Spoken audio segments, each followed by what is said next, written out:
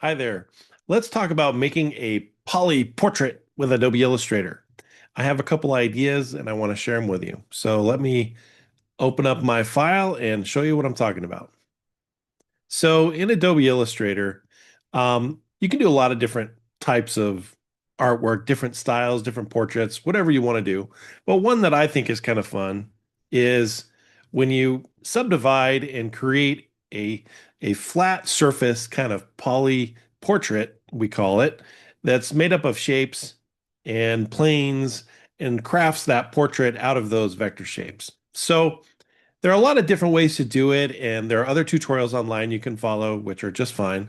But in my case, I want to focus on a style that is a little bit more organic, ironically, than what you might think of in a typical poly portrait, because poly gets the name out of 3D modeling, where you're trying to create a plane for each surface of the face. And those polys get to look kind of precise because they're computer generated.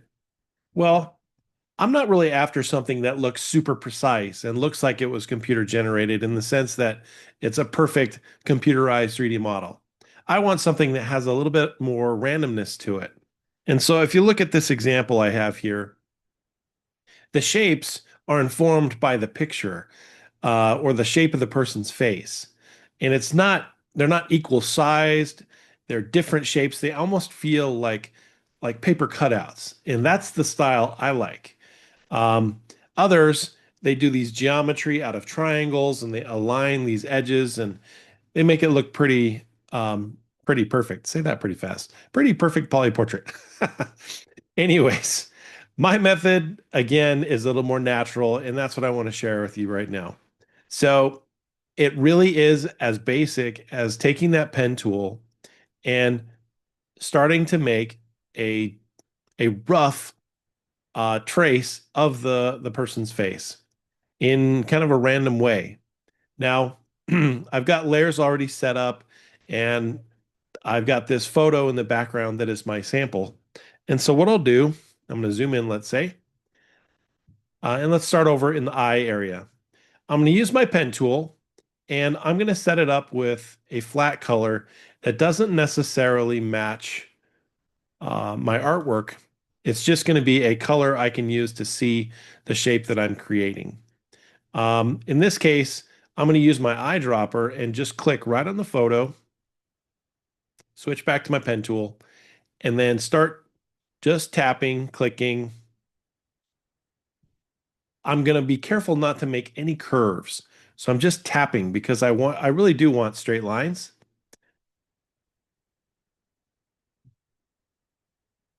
And you can kind of see where I'm going over his eye. And I'm just going to keep going. And then with the eyedropper, the trick is I'm going to press the I key on my keyboard and select a color right from the photo itself. And then continue back uh, with my pen tool, just drawing a new shape. And I'm going to press I temporarily, press P to go back to the pen tool. And I'm just going to build off of my initial shape,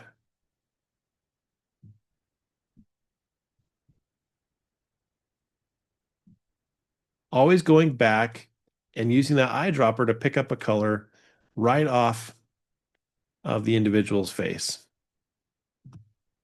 And so it helps to go kind of quick back and forth between the pen tool and the eyedropper by pressing those keyboard shortcuts as I just build up the pieces that are going to make up his face. And let's say here, I'm going to make this one be like his actual eye. All right, so I need to get kind of a whitish color. I can also swap, if you go over to the toolbar and you click the little back and forth arrow, that temporarily swaps the two colors. And then it allows me to use the eyedropper to go right inside that shape area to pick the color I want to use. Another thing that you can do while you're working on this is If you right click on that object, you can temporarily hide the object or go to the, I'm sorry, go to the object menu and click on hide selection. And then you can go in and draw the next piece.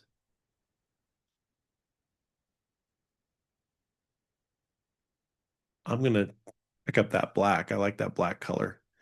And then I'm going to hide this piece too. And then the last piece I'm going to draw is maybe this little um, highlight color. It'll be the highlight in his eyeball.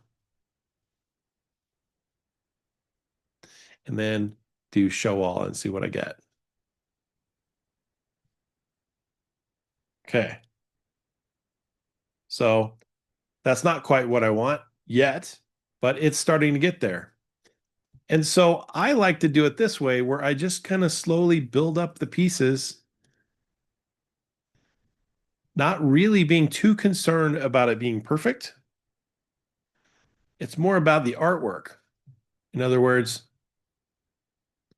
it's more about making that art um, feel like the picture.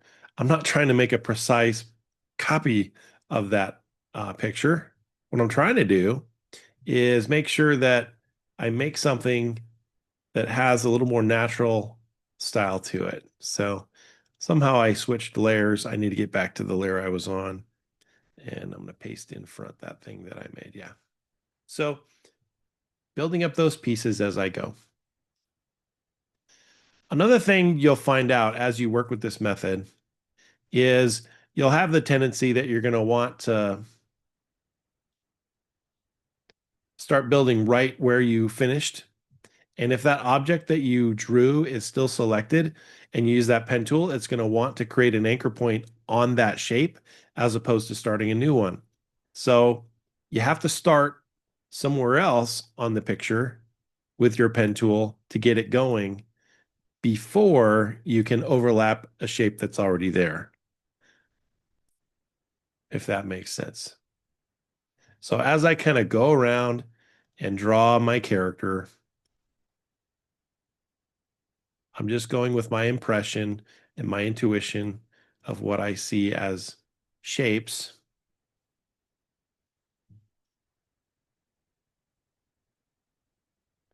Again, being careful to make just straight lines. And in this strange way, what's going to happen is that picture is going to start to come into focus. Now, if I get to an area, I'm going to zoom out from the eye a little bit. Area like this, like he has this headdress and these bands and these beads. I would do those after I do the planes of the face. So maybe if I zoom out a little bit, you'll see that if I want to draw like his cheek, for example,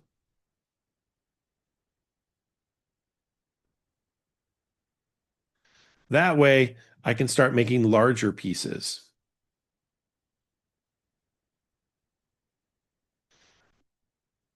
So when you get into a detail area like the eye, for example, you're going to want to make smaller pieces because that detail requires it. But when you get out to larger planes, what you're doing is you're trying to fill in with larger pieces that make it look like it's a larger part of the body, let's say. So I need that color to be slightly different. And I like just picking right off the picture with that eyedropper to make the color I want for that spot. And that's where, the human face, for example,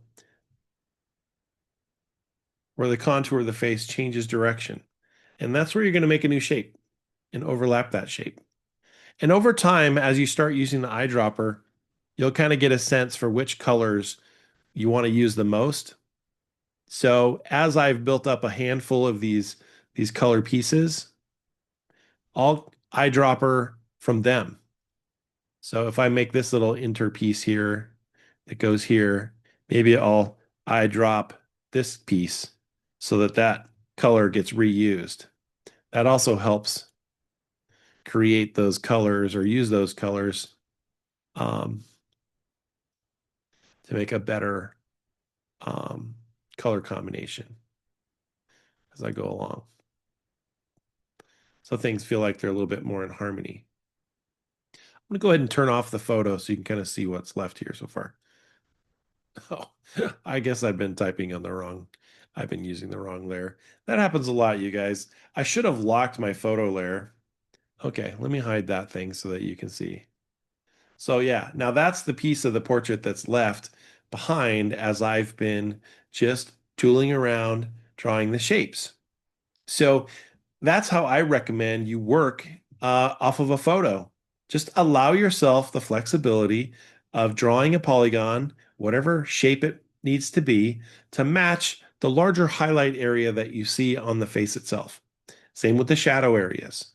And then you go back in later after you remove your sample image and you can resize a little bit, move things around to overlap a little bit and fill in any little gaps that might appear.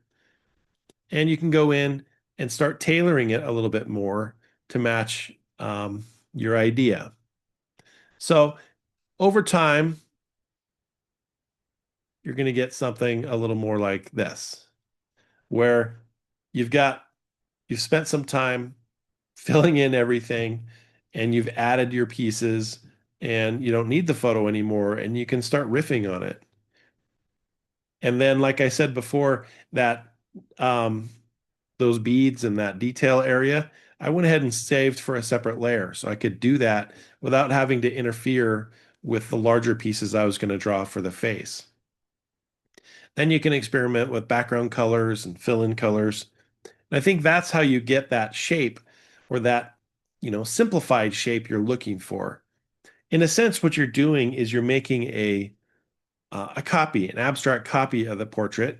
You're not literally tracing it because you're not trying to make the smooth curved contours. What you're really trying to do is to simplify to get those planes and thinking about light and highlight and shadow and then looking for large shape areas that you just trace with those straight lines, and it starts to come together. So again, this is not being precise. This method is meant to have some flexibility to it. So enjoy it. Let yourself follow your intuition and what looks like a good portrait. All right. So make a pretty poly portrait and have some fun. See you later.